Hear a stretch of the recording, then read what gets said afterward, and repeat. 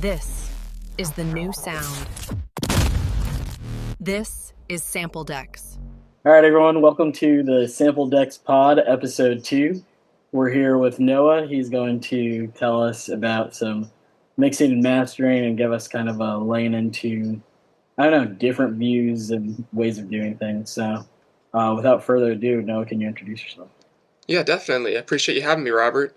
So I'm Noah Holland. I'm an audio professor, but I'm also a mixing, mastering, and recording engineer.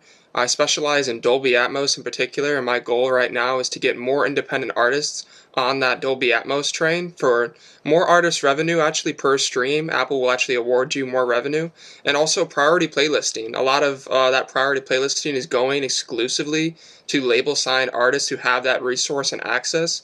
But now more than ever, the technology is available, the software is available, and so we can be getting our independent artists a lot more exposure and more money through Dolby Atmos. Wow. Yeah. Really cool. So before you got into Dolby Atmos and like a lot of the professional path you're on, because you've done so much, what was the moment you realized you actually wanted to do it as a career? And like, how did you start getting into music? You can tell us that story. Yeah, that's a great question. So I'm a lifelong musician. I've always grew up in band and playing instruments. So I played piano, and then I joined the summer band program at the middle school and played saxophone and piano and stuff in jazz band. And then in high school, like a lot of people around our age, people started really getting into DAWs and producing because the laptops especially started to have the processing power to run DAWs anywhere you were and make music wherever you are. So it became a lot more accessible, right? And so I started producing in ninth grade or so and produced for about 3 years before my junior year of high school. Everyone's kind of deciding what they wanted to do, where they wanted to go. And I was like, well, if I'm going to put my time and energy and dedicate myself to something, I might as well do what I actually enjoy and what I love and really go for it, because now more than ever you can be successful, you can make money, and you can connect with anybody in the world with the power of technology and the internet especially. Yeah. So you've done school, teaching, pro sessions. What do you think was like the biggest like level up for you? Like what gave you the most, do you think? Or do you think it was all like a mixture of it? Yeah, probably a little bit of both there, right? Like everything kind of feeds into everything else when you open yourself up to it, right? So like a big thing I see about a lot of students in audio programs right now who are maybe 18 to 21, 18, 22 or so, is that they're going to a full sale or they're going to an audio program and they get there and they start learning in the classes, but they're not necessarily connecting those resources and starting to build an entrepreneurial career for themselves with all of that access that they have.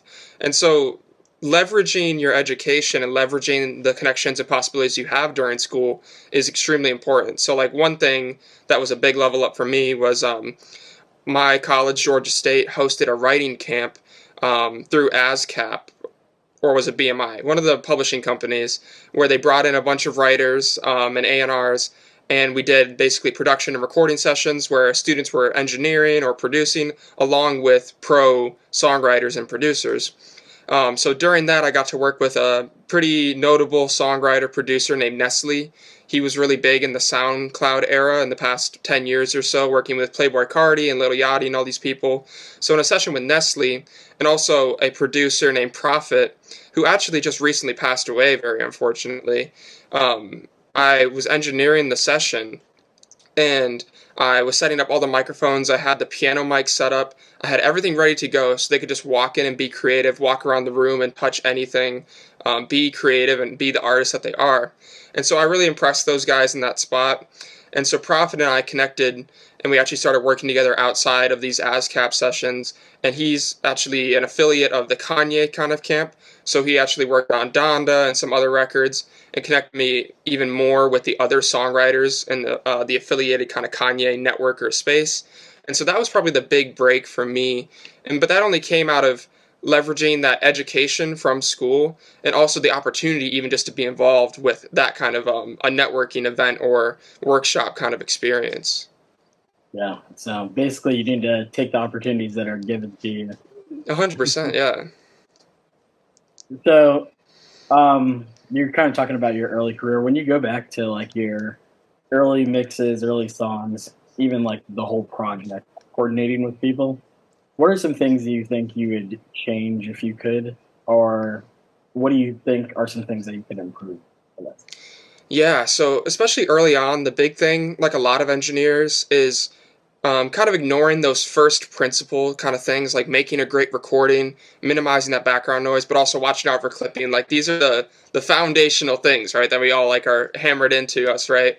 But a lot of my earliest mixes with guys I just went to college with, my roommates, we were just making stuff in our apartments and dorms, was that importance of making a great recording. One of my mentors really impressed this upon me, and like this is a commonly lauded thing in the industry of like you can make um, a great recording into a great song into a great or sorry a great recording goes into a great mix, which makes a great master, which then makes a great song. But if you have just a subpar recording, you're kind of constantly working against yourself in that first step, that kind of rushed process to make things workable, but it's not really that ideal version it could be at the final outcome because, again, you're starting with like kind of a rough foundation, right? So like a lot of engineers, like a lot of producers, knowing your fundamentals of recording for sure, um, but also 100% being free to experiment more. The biggest thing I was always surprised about getting in bigger circles and around bigger artists was some of the things that you weren't supposed to do, that professors or other industry people online would tell you that's not the right way to mix, that's not the right way to use an effect, or you're doing too much. A lot of the breakthrough moments in independent artists as well as pro artist careers when they're making that new sound, like the song Poland by Lil Yachty, right? Mm-hmm. That kind of comes out of using your plugins creatively and allowing yourself to be creative. And he didn't like the song initially when it leaked, right? But it ended up blowing up and becoming this big song, right? And so allowing yourself to be experimental while still keeping those important recording foundations and making a good overall sound, but still being creative in that process, I think is really important and would actually lead to a lot of new ideas that a lot of young artists are kind of caught up in doing things the right way, or what are the professional people doing? Do I have the Neve 1073? Do I have that CL1B? And if I don't, I'm not gonna do it. But working with what you have, but also being creative, I think is really important. Yeah, that definitely makes sense. I've definitely seen some crazy mixing on projects I got, and those people have way more placements than, yeah, I don't Right? It's always have. surprising, right? You're like, Like, you're not supposed to do that, but it's working for them, I guess, right? reverb plugins, no sends, just straight on there, and they're Right, exactly. like okay, it works. It's a sound, yeah. Yeah, that's their sound. So, so you talked about a lot of like mistakes you could make experimenting. What's a mistake you made early that you were happy you made? If there, Oh, all of them. I think this is something I tell my students all the time. Like, it's one thing to hear from a YouTube video or from your audio professor, like, this is the right way to record, or this is the right way to set up a session. But until you actually go in and forget to turn things on, or forget the phantom power on the microphone, or don't check your levels going into the compressor and you're compressing too hard, or you're clipping the pre, you have to make those mistakes to actually realize and internalize the importance of them, I feel like. Mhm. Um, Troubleshooting the process of why the console's not outputting sound, troubleshooting why Pro Tools is crashing every 5 minutes, and figuring out those problems in the real world, I think teaches you so much more than just learning from a video or just having someone tell you something. I think making mistakes is probably the most important aspect of just developing as an artist or anybody involved in audio can do to actually build that skill set and that internal sense and checklist of, okay, these are the things I actually got to make sure are in order before we even get started. So all the mistakes are important. I think like a lot of people talk about failing quickly is one of the biggest like hallmarks of success, the ability to fail quickly and then adapt and grow from those mistakes and not being afraid to fail or make mistakes, because that's how you really learn, um, even outside of an academic context, or especially outside of an academic context. So would that be like the same as failing forward? Like, Yeah, exactly. Yeah, 100%. that actually makes me feel better.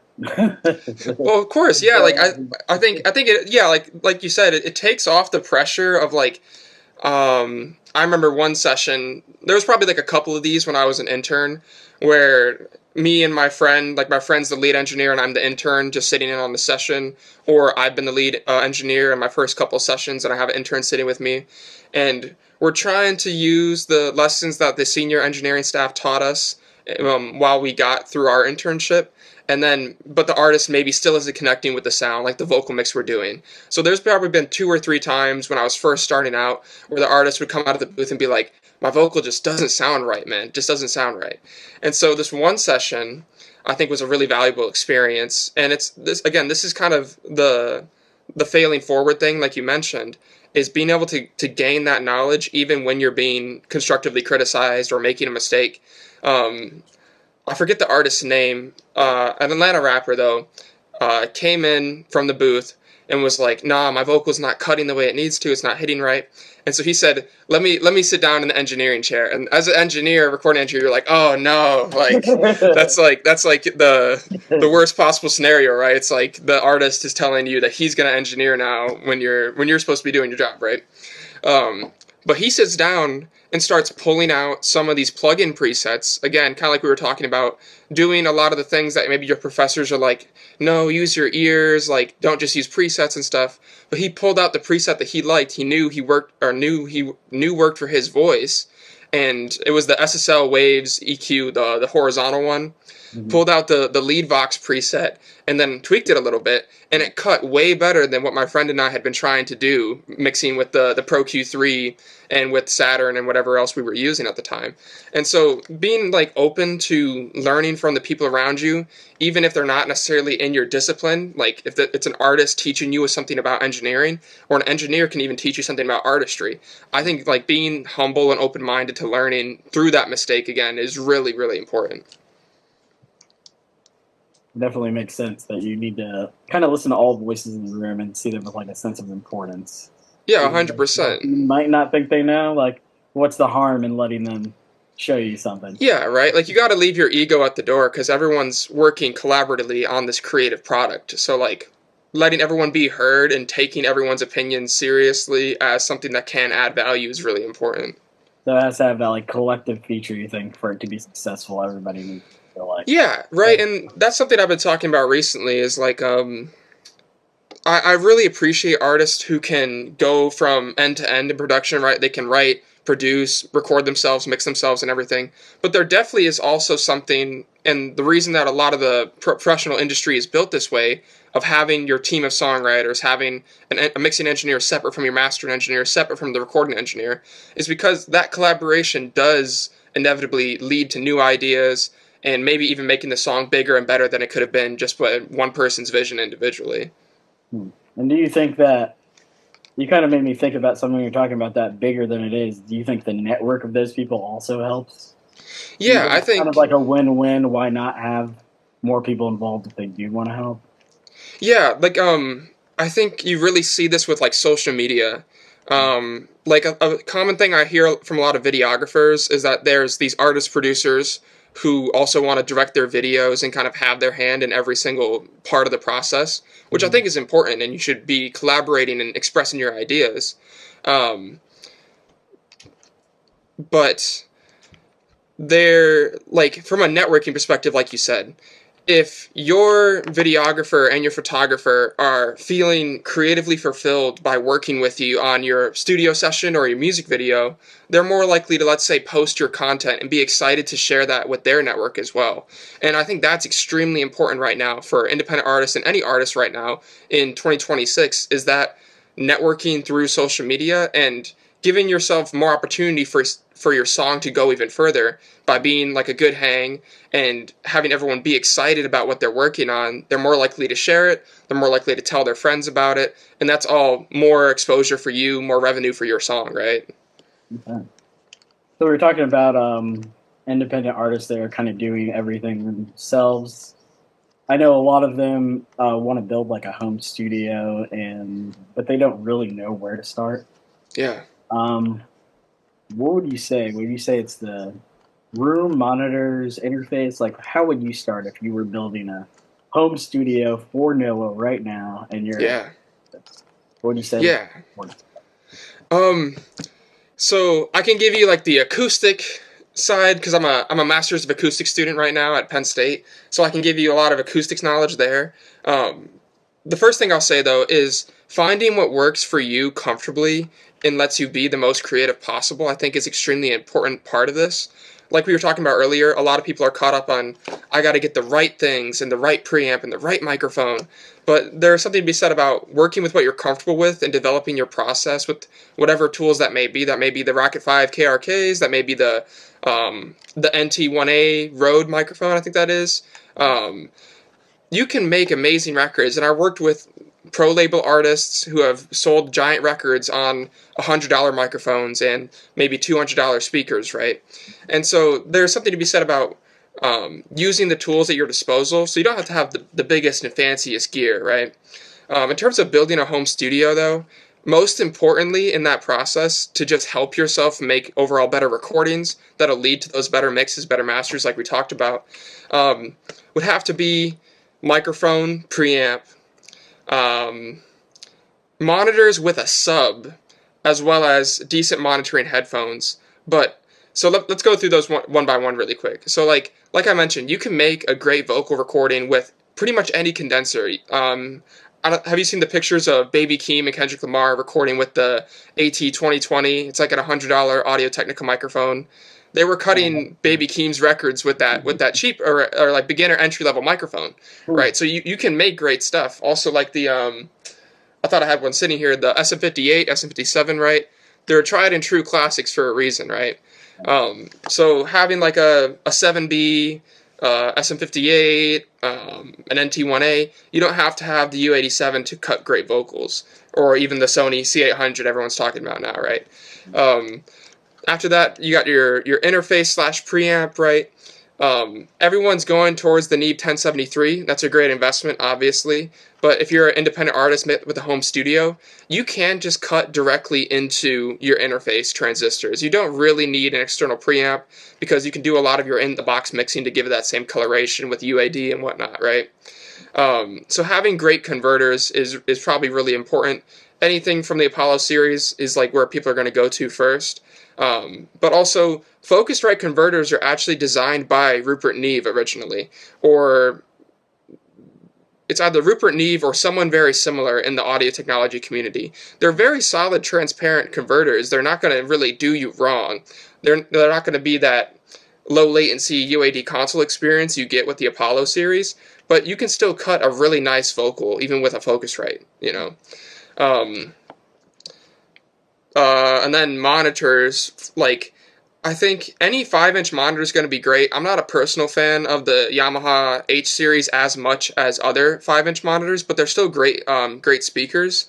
I think what's really important though, like I see a lot of like independent artists, home studios with just the 5-inch monitors, but investing another $100, $200 for a Behringer sub or a KRK sub or whatever goes with your speakers is going to really elevate your entire home studio experience with that low end presence. Because otherwise you're still like kind of doing guesswork with that low end. How is your bass really hitting? How are your kicks really hitting? Versus having to run out to the car and reference in the car every time you want to hear, right? And then monitoring besides that, though, getting a great pair of Sennheiser openbacks is always a great idea. But like you can see here, I'm using the Apple wired ear pods right here, right? Yeah. There's a great story about these. I believe whoever was working on Nights, I don't know if this was the mixing engineer, I believe, working on Nights by Frank Ocean, actually did a lot of work just on these earbuds because he knew the sound profile, right? So I think that's really important too, right? Knowing your sound profile of your headphones and getting comfortable in that space again is what's really going to lend to having a more objective experience. But again, monitoring on everything you can is what I tell my students. You got to reference in the car. You got to have a sub in your home studio. And then checking on these little headphones, but also your over-the-ear mixing headphones, your Audio-Technicas, etc. I think that's kind of the full build-out. From like, last thing, acoustically, building the wall panels is really cheap. You can build like 6 wall panels for like $100 if with stuff from Home Depot, I think. Maybe more like 200, but if you have just a garage or you have a friend who has a garage and a saw, you can cut the wood yourself. You can take the installation out of the wrapping. They're all separated into sheets already. So you can just build a wooden frame around that installation, buy some fabric from I forget, is Joann's and Michael's a thing in California, like a fabric kind of craft store? I think Joann's like went out of business. Right, yeah. That's what I'm trying to think, like, There's you like know. a million stores everywhere in every town. Yeah. Just go to Right. your local outlet, people. Yeah, exactly. Like your local, wherever you can buy fabric, buy linen, or what's the other one? Some people use like denim, I've heard, and stuff like that. There's like a whole index of better cloths. You don't want to use like your bedsheet kind of cotton cloth, but there's like, I think it's like some kind of linen basically you want to use, and you can build like 5 or 6 panels for $100, $200, let's say, if you have the garage and tools already to do it. Buying them for how much are they normally for like a set? I think I've seen them for like 500 for the cheap. Yeah. And I had bad reviews. Yeah, 100%. They're any company you're buying it from has got to factor in that labor. They got to factor in whatever shipping they're doing. So that's like a huge way to save costs right there, is building them yourself. And there's tons of YouTube videos and tutorials on building them. And then placement is really easy. Like, a lot of people overthink this, but you break your room up into sections. Like, you do your halfway point, you do your quarter of a way, you do a third of a way on each wall and surface. And that already goes a huge way for breaking up those standing waves. Is really the most important thing. That kind of fluttery, springy sound when you clap or snap in a space and there's like that little decay. It'll cut all of that out super easily. Then you can go into bass traps and stuff like that. There's a lot more like theory with bass traps, but in terms of just anybody building a home studio, those are the absolute essentials, I would say. But then you can start dabbling in some other things like clouds and bass traps and whatnot. Okay. Yeah. So for people that are just in the box, they're mixing in headphones, there's no room or anything, what would you suggest for them? And can they do the Dolby Atmos still, or do they need a studio? Let's go more back in that realm. Yeah, 100%. So that's what's really great about Atmos right now. And Atmos versus some of the previous kinds of instantiations of surround sound and immersive mixing we've seen, like 5.1 and quadraphonic and stuff, is that with Atmos, using Pro Tools or Logic primarily right now, you can use the Atmos renderer and actually decode it into a binaural mix that you can listen on your headphones with. So I actually wrote my undergraduate thesis on this, the accessibility and availability of Dolby Atmos technology for independent artists and creatives, where anywhere you are now, just let's say you have the MacBook and your Apple EarPods or AirPods, right, let's say, you're in a coffee shop somewhere. You can mix Atmos music with this binauralization engine, where it's going to downmix or downfold all your surround sources into a stereo representation you can listen to on just your headphones.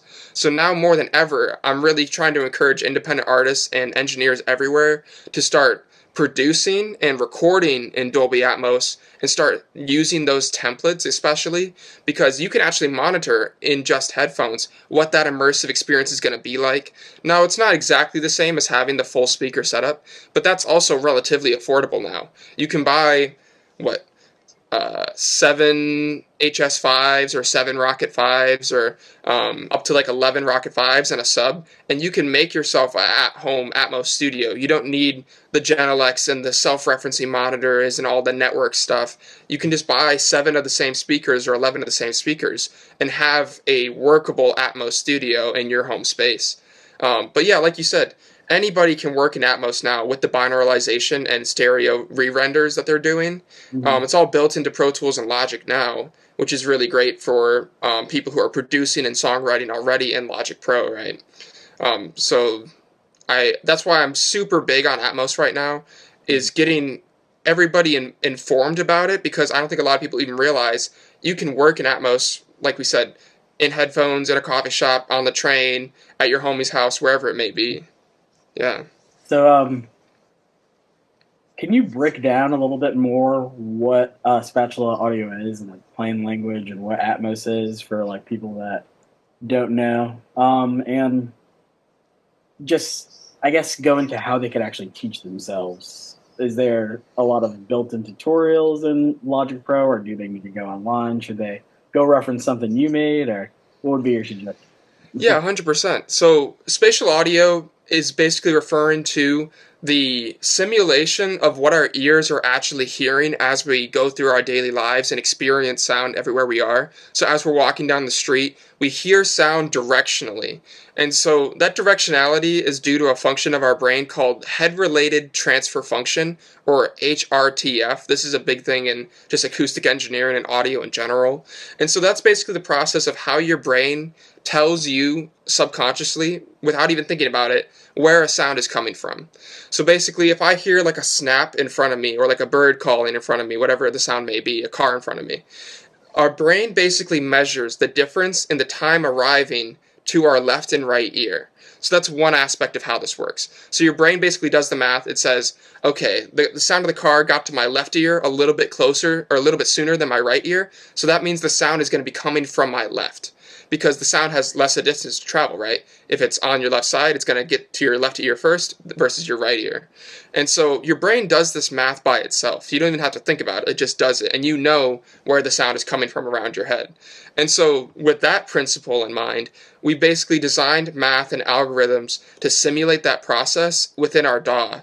So we have like pan already, right? Which is kind of just balancing volume between your left and right speaker. So like, I recently was talking about this with another audio engineer about this binauralization and spatialization of sound is kind of like super panning, right? Where you're balancing how much gain is coming from your left versus your right ear, but also those little, what they call interaural time differences, slight delays between how quickly the sound will get to your left ear versus your right ear, just with a little bit of like sample-based delay. They'll add like 10 samples or 10 milliseconds of delay between your left and right ear, which is like basically the same principle as the Haas effect that we use in stereo mixing all the time. So it's a combination of those things. The other thing is actually a frequency difference. So sounds above you, actually, you only perceive more high frequencies from versus sounds on your ear level or even beneath you. So it's actually harder to perceive like a low-pitched sound coming from above you than actually on the same level that you are vertically. And so something also the spatialization that happens is a little bit of EQ and basically what ends up being reverb processing and panning, all kind of combined together to simulate how our ears actually hear in the real world. So how does the process actually, what's the difference between mixing regular and then mixing with the Dolby Atmos? Yeah, so, yeah, 100%. So, like we talk about when we're reading our mixing textbooks or in class, right, is we kind of have like this pyramid almost, right? Where typically when people are mixing, they start in mono, right? Like Mixed by Ali's always in mono, where he's just stacking up his elements vertically, where the bottom are the lowest sounds, and increasing in frequency, you get up to your highest pitch stuff, right? And then so you're doing your mono checking first, making sure you're not masking anything vertically here first. But then as we're mixing, basically we have this tendency to start mixing in a V shape, where this is the leftmost side of the mix and this is the rightmost side of the mix. We place all of our lowest pitch sounds in the center, right? People always talk about making their 808s mono, their kick drum mono, all their bass sounds really nice and centered. And then you have your vocal kind of right above that, and then all of your instrumental elements above that in frequency. But as we get higher in frequency, we can actually afford to start panning further and further out in our frequency or our spatial domain. Further left and right with our super high frequency, our reverbs, our delays, anything that's going to be really twinkly and high in frequency can be really wide in our stereo image. And so with Atmos mixing, it's a lot of the same principles end up working very well when you start translating between your headphones and your car speakers when you're listening to an Atmos mix, not in a full Atmos studio. But because of the spatial processing that I was just kind of breaking down with you, a lot of that is already baked in. Where, again, your low-pitch stuff is going to be more recognizable lower vertically, right? So it kind of all blends together naturally based on how the engine is built. But in terms of actually the workflow, you have a couple different things. You have what's called a bed.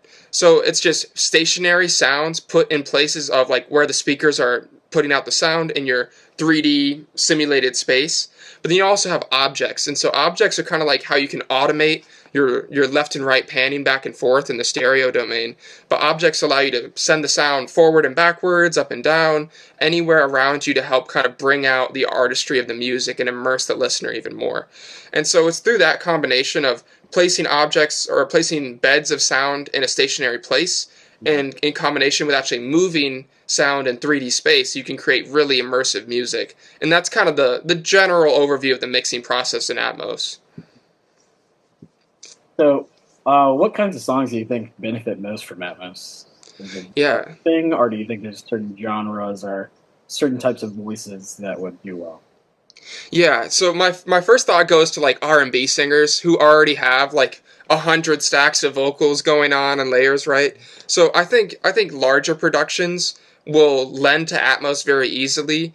Where a big problem I see with a lot of Atmos engineers right now is they receive kind of very minimalist, stripped down songs that they have to kind of turn into some creative product and immersive media. Whereas if you have a lot of sound sources to begin with, you kind of have the freedom and flexibility to do a lot of things with that. You can stack up your layers vertically even, like your lowest voices can be low, and you can actually physically place them above the listener's head, higher and higher the higher the pitches go, just as an example, right? But I think what I'd really like to see is producers, creatives, artists getting their hands on the technology and kind of taking it and running with it. Like Mhm. this, the example I always talk about with my students is like people like Jimi Hendrix and Les Paul. They had their hands on the equipment. They were modifying their own amplifiers. They were making modifications to their own guitars and kind of pushing the sound of rock music forward as we know it and adding these new textures and distorted sounds. And so I think when the creatives especially get their hands on the equipment and actually start being creative with what they can actually do with their layers of vocals or how the beat may wash over the listener, will actually kind of expand the horizons even further to what we can even think of as newer genres or new sounds completely. But to answer your question, I think denser music is probably more lends itself to the Atmos process, but you can still do a lot of really interesting things and add to simpler songs. Like if you have like kind of a bare bones or simple pop song, you can add a lot to it with all these Atmos features. So, I lost my question. 1 second. So, if someone was just starting from the beginning and wanted to kind of follow your path and learn about music, do you think that they have to go through like the universities and college and everything like that, or do you think they can do it with maybe internships, some kind of like independent, structured independent study? What would you say? And Yeah, could you give a way to do it without going through, I guess, the universities if you had a? yeah. Yeah, 100%. So I think the university path is kind of great for, getting the piece of paper, getting the bachelor degree or whatever, which you can apply to a lot of different things if you don't end up working in audio or music long term. But if you weren't going to do the education or a formal education route, there's a lot of great online programs. There's a lot of great 6 month or 8 week programs where you can actually get a certificate in Pro Tools operation or just audio fundamentals or music technology fundamentals. And so I think getting a certificate of some kind would probably lend to the next step, which I think very importantly is to get around other people who are doing music at a professional and high level. So that looks like being an intern at a pro recording studio where either some of your favorite artists or some Billboard charting artists, some big artists are recording every day and working. I think the benefit you get from just the osmosis of being around people whose jobs and livelihood and families and children depend on them to make great music and make great records consistently will really kind of whip you into shape and give you a lot of perspective about what you really need to be committing yourself to and how to learn quickly and do your best in this kind of environment. Because when you see someone's work ethic, when they have people to feed and people like responsibilities like that, you'll learn 10 times faster because those people, their livelihood depends on it, right? So I think you can get internships without a certificate, though, 100%. You can be no experience, just an interest in audio and music in general. But getting an internship at a studio is very, very foundational, I'd say, to learning and developing your career. I did it as well, even though I was in the college track as well. I didn't have to have a degree to get into the studio I was working at. Many of my coworkers didn't even have degrees or weren't in an active program. But so I'd say, yeah, interning at a studio, or if you're interested in any other kind of work, interning at whatever company, whether it be publishing or working for another A&R or whatever it may be. Even though it's tough working for free for 6 or 8 months, it's going to be really valuable experience. That's kind of what you have to remind yourself of, is you're getting paid in the experience and also the knowledge that you're accruing by being around all these people who, again, their careers are this. This isn't just their hobby. They take this so seriously that you can't help but learn and watch what they do and develop yourself as a person as well. And then through that interning process, you get promoted as an engineer or as an A&R. You start getting your own clients, or as a producer, whatever it may be. And then really going hard into learning about entrepreneurship is the biggest thing I can tell anybody. Even if you are a college graduate or in a collegiate or formal program like a Full Sail, etc., or a CRAS in Arizona, learning about entrepreneurship, how to sell to people, how to provide value to people, that's going to even give you a bigger leg up than a lot of even college graduates or college students have going to the traditional music school or audio program environment. Those programs don't always teach you about how to actually make connections with clients and how to build clientele and keep rapport with them, how to do good business that gets you more clients eventually as well. Learning about entrepreneurship, learning about how to run a business is going to be extremely important to be successful, I'd say. That's definitely good advice. Appreciate it, yeah. So we're going to go into like our rapid fire. That's going to be a little bit fun. Awesome. Sounds good. And then we'll, after that, I would like to hear about like what you're working on, where to find you, and everything. Awesome, man. So, one plugin you'd keep, and if you could only keep one. Only one plugin. Yes. One plugin. Okay. Plugin, you got to do everything else old style. Yeah. Okay, 100%. I'm a huge Pro Q3 or Pro Q4 fan. FabFilter, the mid side, and now newly the dynamic and spectral processing. You can do everything you can do with Soothe in the Pro Q and the FabFilter now. The mid side mixing is super important to taking things to the next level. So it's gotta probably, if I only had like stock plugins and one third party plugin, it would probably be Pro Q3 or 4 for sure. What do you think the most overrated mixing tip is? Oh man, that's hard because like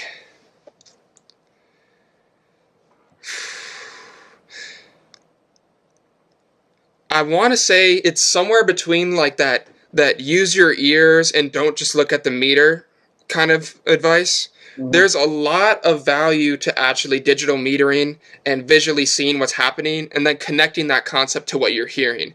I think when people say like just use your ears, that doesn't really help someone who's just learning because they don't even know what they're hearing maybe, right? So like the metering is important, and understanding what frequencies sound like what and what role they play is really important, I'd say.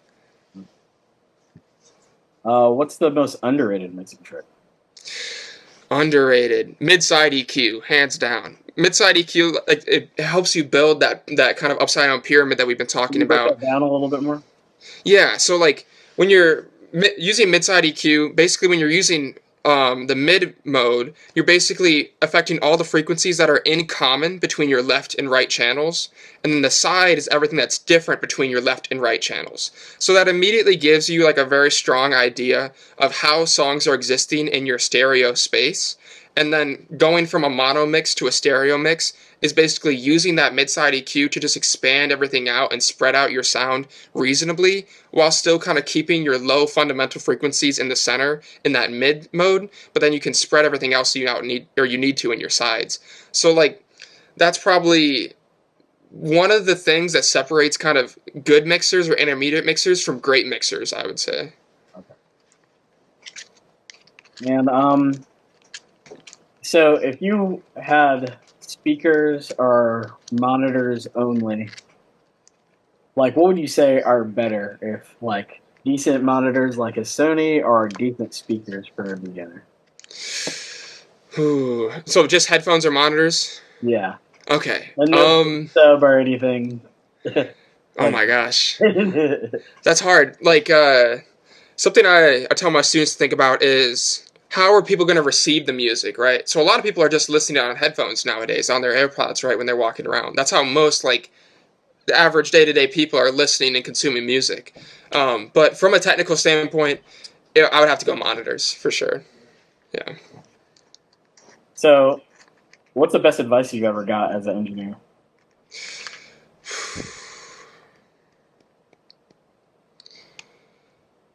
So when I was a freshman in college, I got to meet AJ Ruin My Record, who's right now he's on tour with The Weeknd. I don't know if the tour just ended, but he's on tour with The Weeknd and Mike Dean, going all over the world, doing his live sound stuff with them. Also working with Playboy Cardi and all kinds of cool people like that. He gave me a lot of great advice, which was primarily though, is that this is kind of a marathon. It's not really a sprint kind of career. You have to invest in yourself. It's going to take a lot of time, and you may not see results immediately. Funnily, the line he actually told me was like, he said something to the effect of like, break up with your girlfriend or something like that, or like, she's got to be understanding of what kind of industry this is, where you're going to be working long nights, and it's going to take some time to really see a turnaround in profit and revenue, and really start to like build up your career. And so having the people around you be aware of what the stakes are of what your career actually takes, and that time commitment and all the sacrifices you may have to make is very important, because with the people around you maybe telling you to stop or to quit or to change or whatever it may be, they may not just be aware of what it really takes to be successful in the audio or music industry. So having probably good people around you who support you and understand what you're actually working and doing to actually be successful, I'd say that's probably some of the best advice I've gotten. Definitely good advice. Yeah. And a fun thing, what sound are you like obsessed with right now? What do you use a lot? What kind of genre, or like a Oh, yeah. individual sound? Yeah, or what do you, I guess for you, like, I guess what style of mixing, or rather would it be? Make it applicable to you, I guess. You can answer that. Yeah. So, um, something I really enjoy from like a just pure music enjoyment production perspective is what all these people are doing with like new jazz and rage, and all these new kind of internet-based genres we've been seeing come out. Like Northwest has just been posting her rage beats in these past 2 weeks, right? And kind of what the underground rap scene has been doing for a while, and kind of pushing that boundary of um, what a vocal is supposed to sound like, how your 808s are really supposed to hit, and they're kind of pushing the boundaries of breaking the rules of what we had established in the mixing and audio engineering community. And so, like, I think it's a great challenge to expand your own abilities and get that kind of raw sound that a lot of artists are looking for right now, because it just forces you to grow. And I just love the way that music feels and hits for sure. So, where can we find you, and what are you working on right now? Yeah, 100%. So you can find me at hollandharmonics.com. You can also find me at Instagram at hollandharmonics or at the Noah Holland. I have both pages. And then so working on right now, again, like I've been saying, getting independent artists more revenue and priority playlisting with Dolby Atmos music, and also encouraging them and helping them with resources for producing and recording. Because when, again, those creatives start actually working in that medium, we're going to see some really interesting things happen, and it kind of benefits everyone, right? More money per stream, and you're going to get that kind of spotlight from Apple when you post Dolby Atmos mixes, even if you have a stereo version of the song as well. Working on a couple of client songs, some really great independent artists like Sincerely David on Instagram. He just sent me one of his songs to work on. He's kind of like an R&B singer.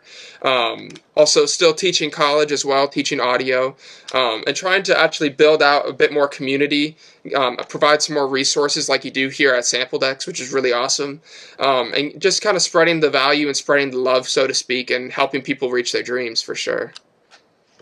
Thank you. So, thank you, Noah, for coming on. We'll definitely have you back if you'll grace us with your presence again. Sorry. I'd love to, Robert. That'd be awesome. Yeah, I feel like we learned a lot from Dolby Atmos to like things we could work on in the room. Right, we could build our own boxes. We could do different things. You said stick with the speakers if you're going to have one. Yeah. I feel Yeah. like we covered a lot of stuff, and we'll definitely circle back because I'm sure the community will have questions. But I really appreciate it. I appreciate you having me, Robert. I would love to. This is the new sound. This is Sampledex.